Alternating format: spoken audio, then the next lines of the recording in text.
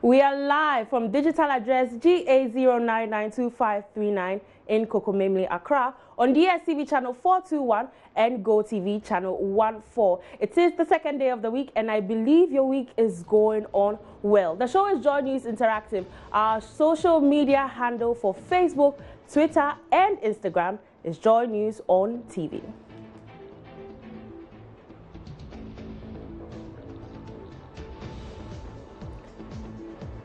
And I am Selinam Ampo. Let's kickstart the show with today's topic on Ahmed Hussein Suale's death, which shook the nation last week. Many discussions have gone on, and the Ghana Police Service says it's working assiduously to bring the culprit to book. But the politicians have jumped on this to score some points. This has been received with mixed reactions by Ghanaians. Some think this issue should not be politicized, while others say it's okay to bring politics in. So where do you stand? To politicize or not? Let's hop onto Facebook to see what people are saying. And we have Samuel Mustafa who says the case is going to be a dead one as politics took place now. And Salifu says this has nothing to do with politics. The right thing must be done because to me, unmasking an undercover journalist is 100% murder. And Adams comes in with a comment. Obama was in Ghana and told us we don't need strong men, but rather strong institutions, but we took that for granted. And Rufai says there won't be any political connotations to this issue if our government did its job. The inability of government to hold its member of parliament, Kennedy Japan, responsible for these utterances until it's otherwise established that his innocence is the reason why there's political connotations. And Lawrence says it is political because it is Ghana. Prosper also comes in with a comment saying it's so pathetic to politicize the death of this journalist. And this is a comment from Etua Hene who says it's rather unfortunate, but who caused it? Ghanaians are intelligent. They can discern, analyze, and make a lot of reasonings. Our politicians must be decorous in their speeches. It's high time our police stood above political defensive barriers. This incident is not too different from earlier ones. Our institutions must be allowed to work. Truth must not be related. And Yeboah Solomon also says, we all know that in Ghana, immediately political connotations are brought into a matter of a national interest. The case is dead at arrival. So with Suale's killing, if care is not taken, I guess that's what he wants to say, nothing meaningful would come out of the investigations. And Aliu Mahama says, it's sad times in this country. At a time, killings like this would be handled this way.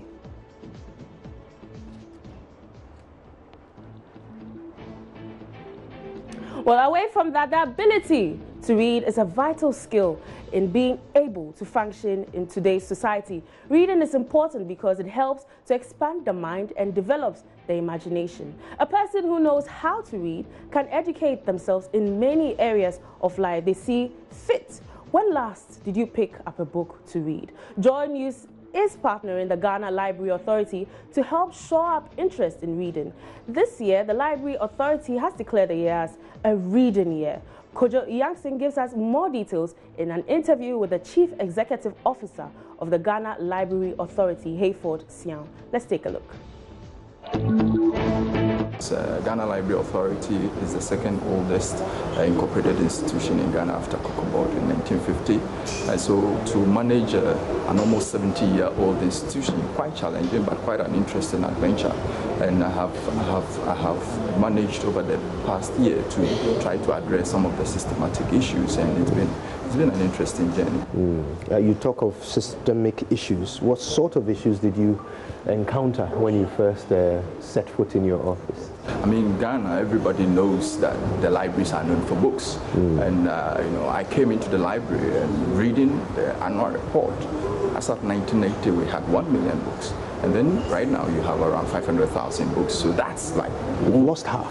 Yes. So that's like, okay, what happened over the past year? So over the past 30 plus years. So that has been one of the things that, you know, because the library, everybody knows the library for books, and everybody says, oh, Ghana Library, now your books are out of date, you know. So those are some of the things that immediately our attention has been to be able to make sure that we have refreshed collections and, you know, close the gaps that currently exist, because we have a new demographic, you know, landscape for our citizens, and we need to be able to identify the relevant materials that meet their aspirations. And so these are some.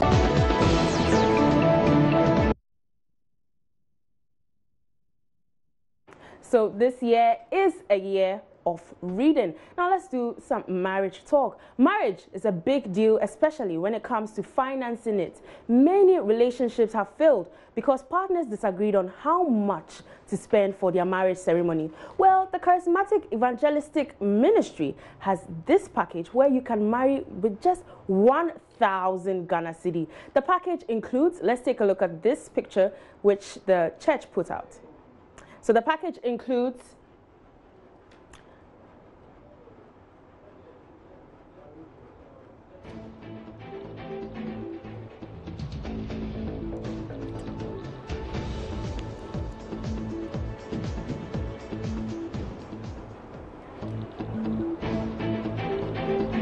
So let's hop onto Facebook and read some of the comments that came as a result of the picture that the church put out.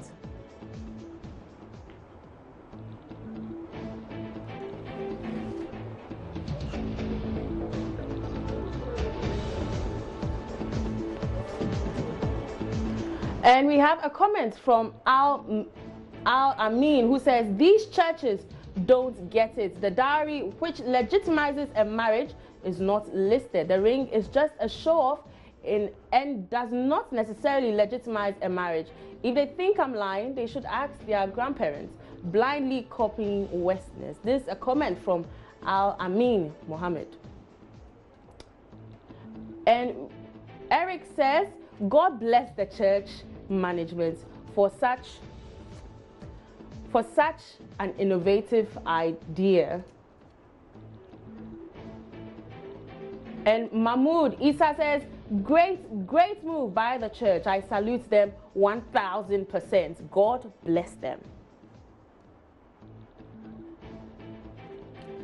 And Kwesi Boatin says, marriage to promotion come inside. Is it by force to marry? He's asking, is it by force to marry? And Bennett says, that's very good decision. If this was how every marriage is, I swear, I can get married today at this moment. And Roger says, this is a church for the masses. Hopefully other churches will take you from this. And Ankara says, the cost is normally not from the white weddings, but sometimes it's mostly from what the family demands for. And Tenu Vivian says, I think this list is not a customary list, but rather for the white wedding. And Junior Mashirano says, Aye Asemo.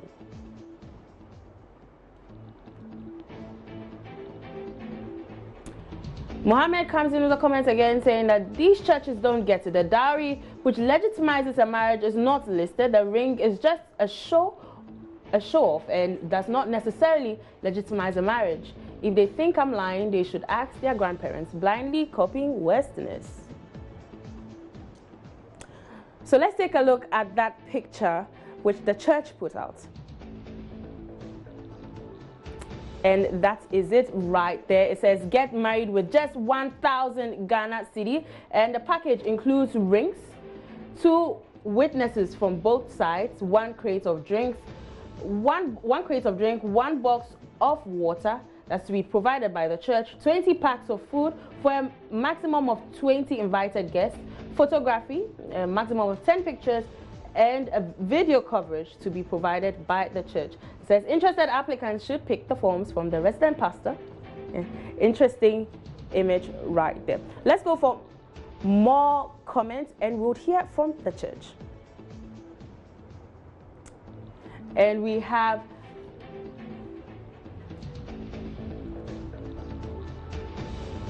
Almin Mohammed, who says, these churches don't get it. The dowry, which legitimizes a marriage, is not listed.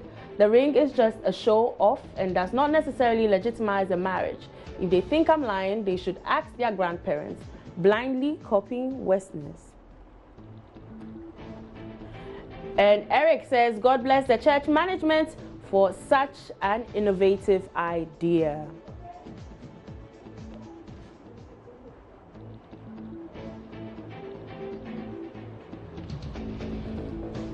Well, it's time for our short break and we'll be back after this.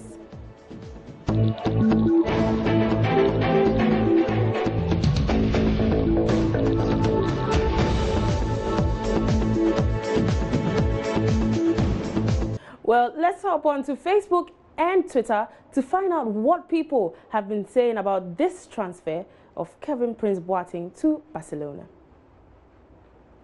And we have Sadiq Adams, who said Kevin Prince Boateng suspended by DFB, suspended by Ghana, released by Milan, sacked by Schalke, rejected by Lisbon for failed medical, twice turned down by Saudi Etihad on fitness issues, consistently racially abused 10 clubs.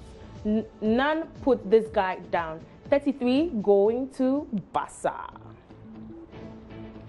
And Maxwell says, now that Kevin Prince Boateng is going to join Barca, I hope he finds a way to hurt Suarez in training as a revenge to what he did to Ghana back in 2010.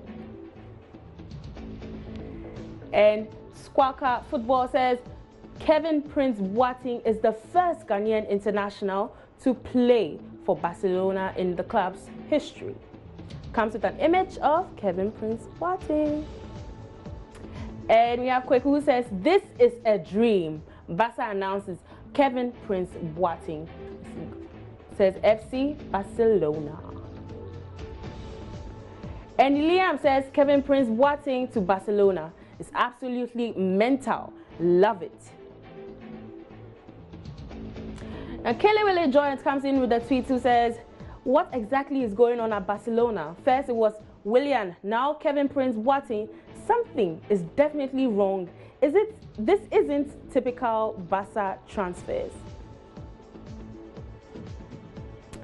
And Felix Kwachi says, is it not about time we buried our pride as a nation and recalled Kevin Prince Boateng to the Black Stars?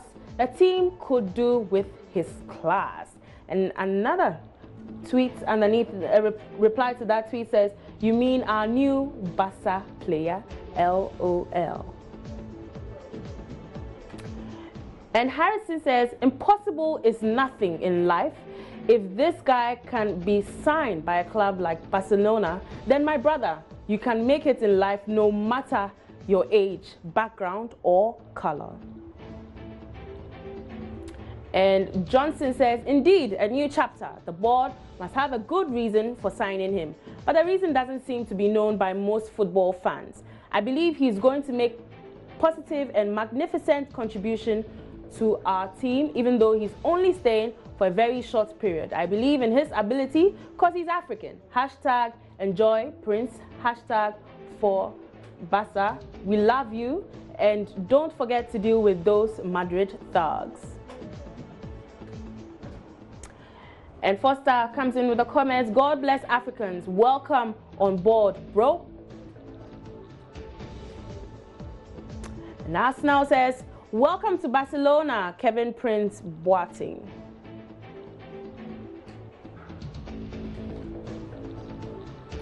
You know what time it is? It's time for Tuesday Thoughts.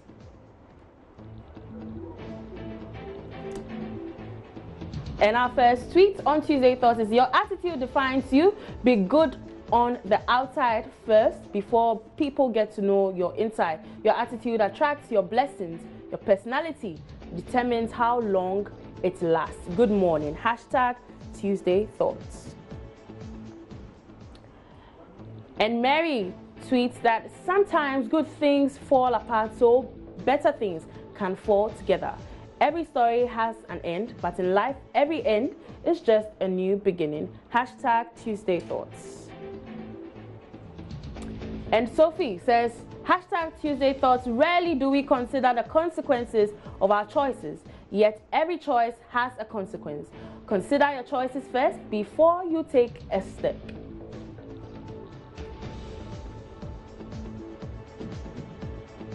And Mr. Blake tweets that, don't be pushed around by the fears in your mind. Be led by the dreams in your heart. Hashtag Tuesday Thoughts. And KT320 says, hashtag Tuesday Thoughts, behind every successful entrepreneur, there is a teacher, a professor, or a family member who once said, you cannot achieve anything in life. And Rondi says, you won't be in a position to help until you can help yourself. Focus on improving you. You'll have a lot more to offer the people around you. Hashtag Tuesday Thoughts. And Acho says, a mistake is simply another way of doing things. Hashtag Tuesday Thoughts. Hashtag quote.